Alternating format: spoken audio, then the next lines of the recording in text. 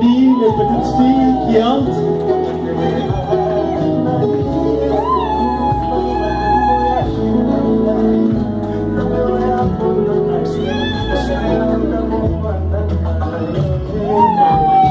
Et c'est la mariée qui fait son entrée.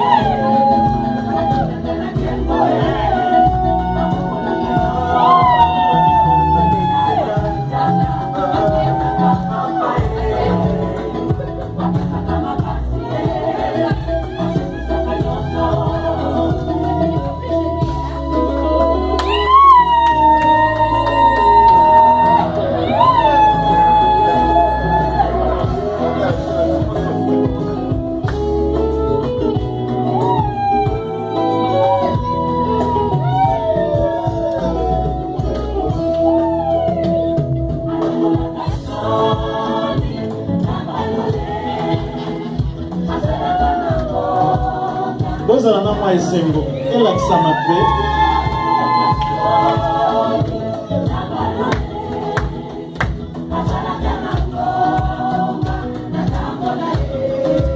Nous applaudissons le Seigneur très fort. Très très très fort. On applaudit le Seigneur.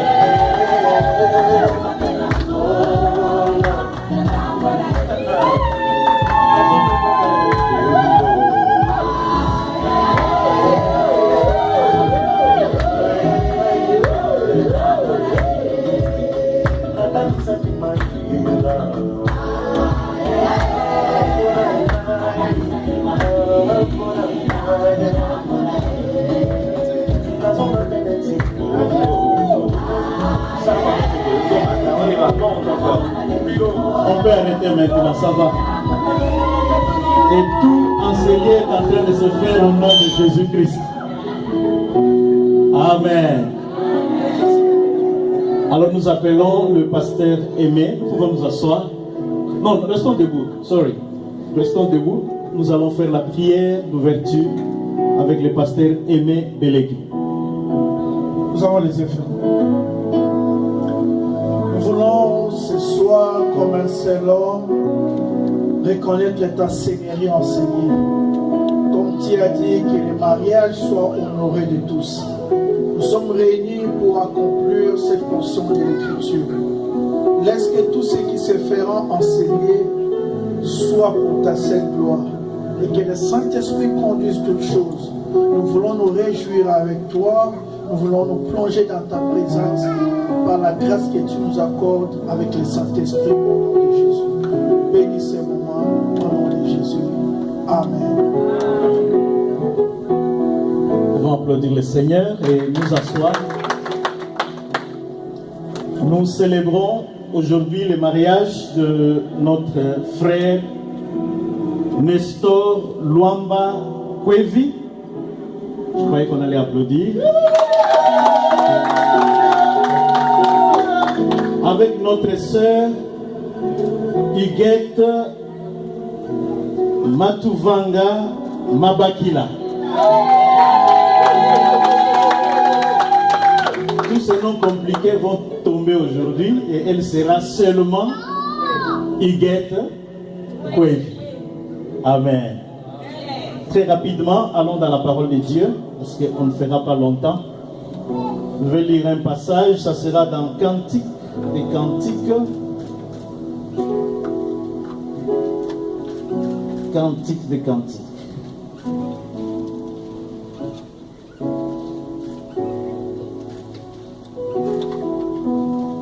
C'est un passage que j'aime beaucoup. Dans le temps passé, ce sont les musiciens qui utilisaient beaucoup Cantique des Cantiques, alors que c'est un livre de la Bible. Chapitre 8, verset 8. Nous avons une petite sœur qui n'a point encore de mamelle. Que ferons-nous de notre sœur le jour où on la recherchera pour le mariage? Amen. Je vais relire encore. Ça peut paraître un passage qui choque les gens. Nous avons une petite sœur qui n'a point encore de sein, n'a point encore de mamelle. Que ferons-nous de notre sœur le jour où on la recherchera? Ce que nous voulons dire lorsque nous bénissons ce mariage de nos bien-aimés, c'est que le mariage n'est pas une affaire de petits-enfants. Le mariage n'est pas fait pour des petits-enfants. Nous pouvons traduire ce verset en disant, nous avons une petite sœur qui n'est pas encore mûre. Que ferons-nous d'elle quand on la recherchera pour le mariage? Nous pouvons aussi traduire cela, changer la sœur au frère. Nous avons un petit frère qui n'est pas encore mûr. Que ferons-nous de lui les jours où il viendra nous dire, j'ai trouvé une sœur et je vais l'épouser? Ce qui veut dire que le mariage n'est pas une affaire de petits-enfants. Ce n'est pas une affaire de j'ai trouvé une fille qui est belle, j'ai trouvé un homme qui est beau et je l'épouse. Le mariage est une affaire des hommes mûrs. Parce que le mariage n'est pas une transaction humaine. Le mariage est une transaction de Dieu. Une transaction venant de Dieu. C'est quelque chose, une institution de Dieu. Quelque chose que Dieu a eu dans sa pensée et qu'il a donné comme cadeau aux hommes. Donc ce n'est pas n'importe qui se réveille et qui veut se marier. Il faut que tu sois mûr assez pour comprendre c'est quoi le mariage. La femme doit comprendre qui est l'homme. L'homme doit comprendre qui est la femme. Les deux doivent comprendre quel est le sens du mariage. C'est parce qu'on ne connaît pas le sens du mariage qu'ici en Amérique, les gens se marient aujourd'hui et demain ils divorcent. Tout simplement parce qu'il a trouvé une femme trop belle, tout à fait belle, comme une miss, comme cette actrice, comment on l'appelle, la plus belle des États-Unis ici. Hein? Non. Non, c'est pas. C'est les Beyoncé. Non. Bon, le nom est parti. Tu trouves une femme belle et tu te dis, ah, j'ai trouvé, je voudrais me marier. Ça ne se passe pas comme ça. Le mariage se fait à 3 niveaux. Le mariage se fait au niveau spirituel d'abord. Deuxièmement, au niveau moral, au niveau intellectuel. Ensuite, au niveau physique.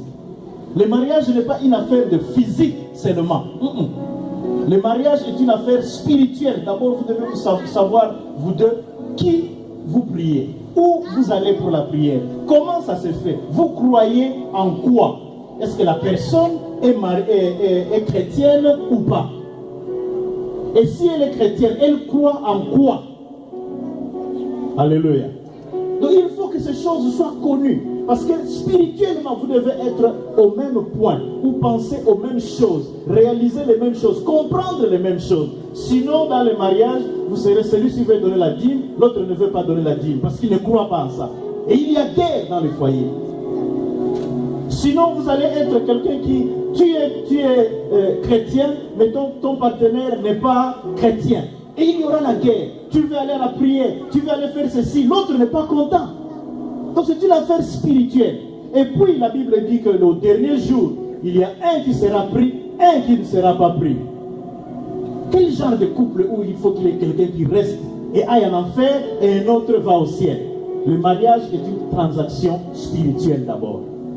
Deuxièmement, au niveau des âmes, il faut que vous puissiez vous aimer. Mais le mariage, comme je disais, n'est pas une affaire de petits-enfants. Parce que l'amour n'est pas permanent. Il y a des jours où tu peux te lever, tu n'aimes plus la personne. L'amour, le mariage n'est pas un problème de sentiments seulement. Le sentiment doit être là. Tu dois aimer la personne. Mais tu dois l'aimer. Pas pour une raison qui peut passer. Je l'aime parce qu'elle est brune. Supposons qu'elle se brûle. Un jour. Et qu'on refait sa figure, elle devient noire. Donc tu vas l'abandonner. Je l'aime parce que son physique, il a six-pack. Quand j'étais encore jeune, j'avais six-pack. Mais au fur et à mesure que j'ai grandi, les six-pack ont commencé à diminuer. Aujourd'hui, je n'en ai qu'un seul. Est-ce que ma femme va dire, maintenant qu'il n'a qu'un seul pack, je vais l'abandonner? Non. Le mariage est une affaire physique, mais c'est aussi une affaire, disons, une affaire de l'âme, mais c'est plus que l'âme. C'est aussi une affaire physique. Vous devez vous connaître, vous devez vous comprendre, vous devez... Nous avons une petite sœur qui n'a pas encore de sein, qui n'est pas encore mûre. Les seins représentent la production. Les seins, c'est pour la production. Quand une femme a des seins, on sait qu'elle va mettre au monde, elle aura des enfants, donc elle produit. Un homme qui vient à la maison, qui n'a pas encore de seins, c'est-à-dire qui ne produit pas, n'est pas un homme mûr. Une femme qui ne produit rien à la maison n'est pas une femme mûre. Le mariage, c'est aussi une affaire de production. Quand vous vous entendez pendant vos fiançailles, c'est pour produire quoi? Alléluia. Les seins, c'est pour produire, mais c'est aussi pour nourrir. C'est pour donner de la nourriture à l'enfant. La Bible dit que celui qui a trouvé une femme a trouvé le bonheur. Une église qui a trouvé une femme est une église qui a trouvé le bonheur. Une cité qui a trouvé une femme est une cité qui a trouvé le bonheur. Une compagnie qui a trouvé une femme est une compagnie qui a trouvé le bonheur. Maman Iguette, tu dois être le bonheur que Dieu a apporté dans la vie de Kwevi. Mais tu dois être aussi le bonheur que Dieu a amené à Restoration Church. Tu dois aussi être le bonheur que Dieu a fait quitter de Kinshasa jusqu'aux États-Unis. Tu dois être le bonheur partout où tu passes. Amen. Demain, c'est le jour des hommes. Nous parlerons de l'homme. Et nous allons voir que l'homme est rare. Le vrai homme est rare. Le vrai homme est rare. Kwevi soit cet homme qui est rare. Soit cet homme qui a la maturité, qui a grandi, qui ne suit pas les choses qui se disent à gauche ou à droite, qui ne perd pas le temps, qui m'aime ou qui ne m'aime pas, mais qui sait que quand je suis bien avec Dieu, le reste ne compte pas. Ça, c'est un homme mûr. Ça, c'est un homme mûr. Nous vous avons suivi pendant tout le temps que vous êtes ici dans cette église. Nous savons que vous êtes des candidats pour être des modèles de bons couples ici à Cincinnati. Et c'est pour cela que nous avons accepté de bénir votre mariage. Alléluia. Vous allez vous tenir debout maintenant, l'homme et la femme.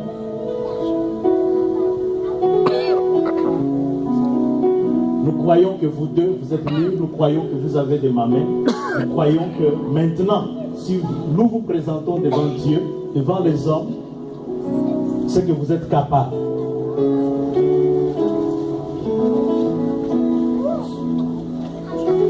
Nous allons faire la déclaration de vœux. Donc, si vous pouvez vous approcher.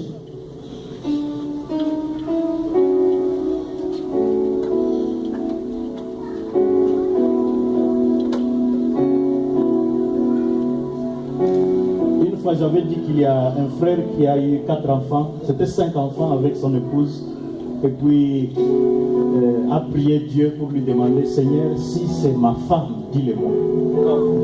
Après avoir eu 5 enfants avec cette femme-là. Aujourd'hui, Papa Nestor, j'aimerais que tu regardes Maman Iguette dans les yeux et que tu me dises si c'est elle que tu veux réellement épouser. C'est elle? Oui. Ok. Est-ce que la dot a été versée?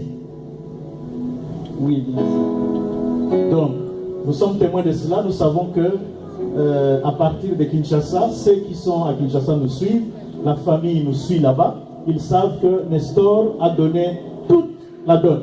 N'est-ce pas, Maman Iguette? Oui, bien sûr. Elle a dit oui, bien sûr.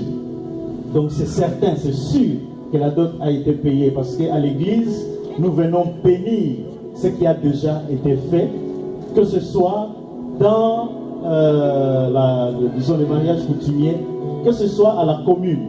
Mais ici aux États-Unis, le pasteur est aussi officier du gouvernement. Donc lorsque j'ai béni ce mariage, je vais vous donner aussi un certificat du gouvernement que vous amènerez à la zone et disons à la commune, et la commune va accepter cela comme un mariage que tous les départements de l'État vont reconnaître, l'immigration et tout. Amen. Que Dieu soit loué. Maintenant, nous passons à Papa Nestor, Luamba Kwevi. Un beau nom.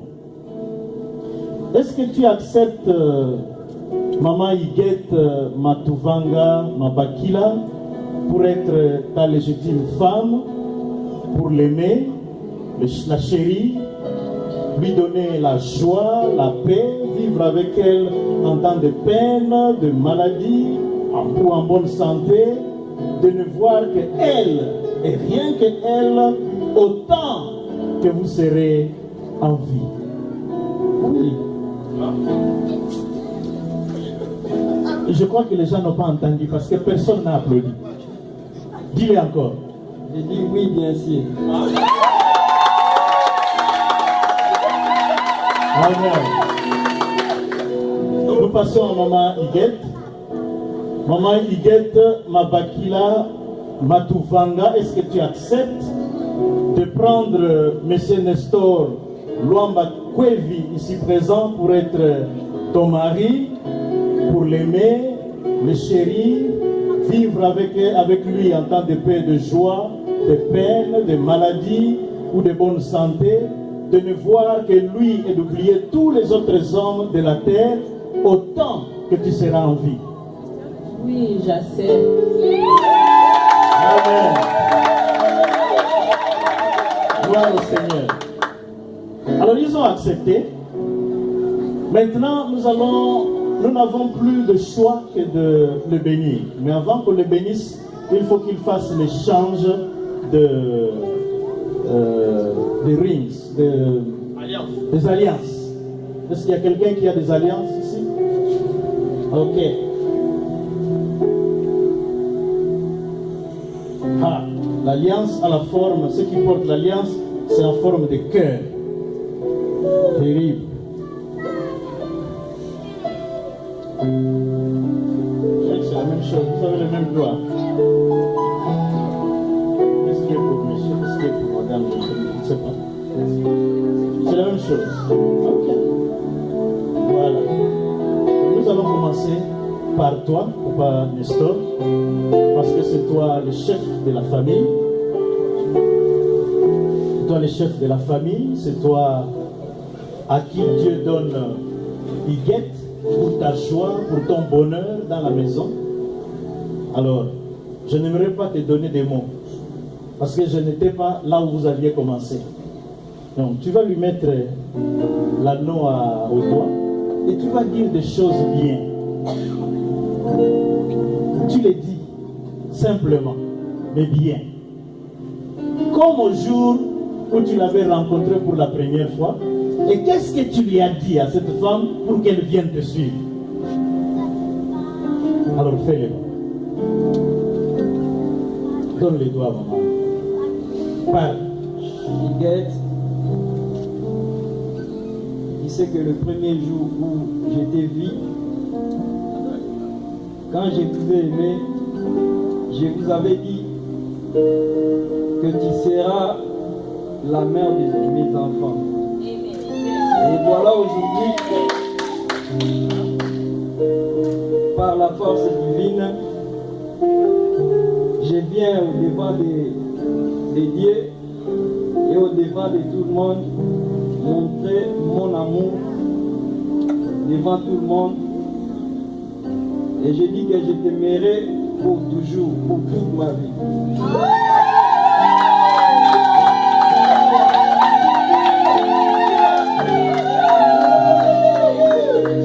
Qui sont ces jaloux qui ne veulent pas faire des cris?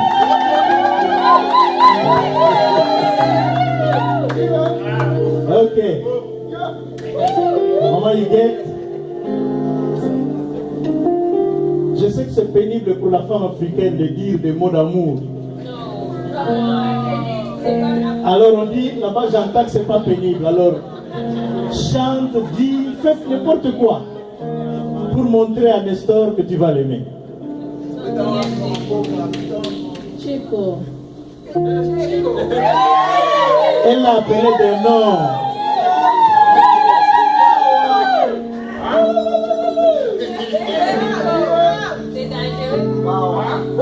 Tu as écouté la parole que tu m'avais promis. ces jours-là dans la maison de ton frère aîné Jean-Claude.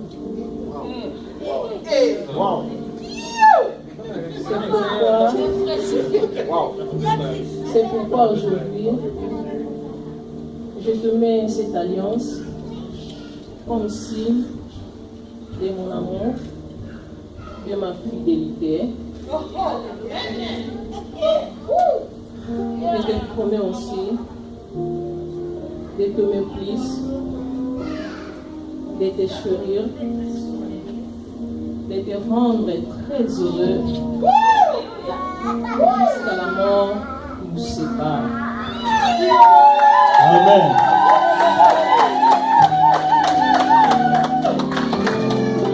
Alléluia.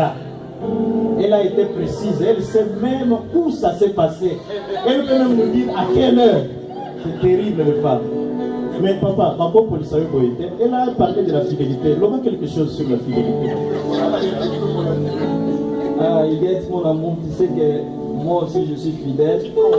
Je t'avais promis que je n'aurai plus de femmes en dehors de toi. Je t'aimerai toujours.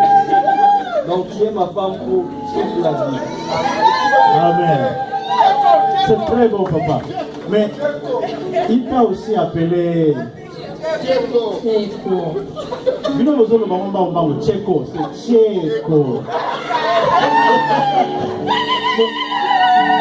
Toi, tu l'appelles comment? Je l'appelle TH.